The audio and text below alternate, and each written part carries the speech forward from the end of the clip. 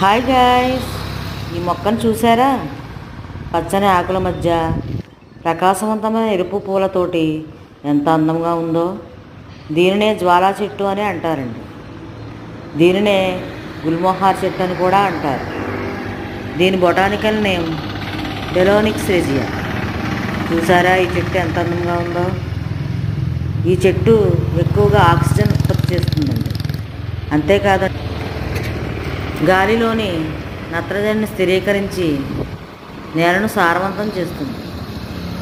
ఈ చెట్టు చూసారా ఎంత అందంగా ఉందో?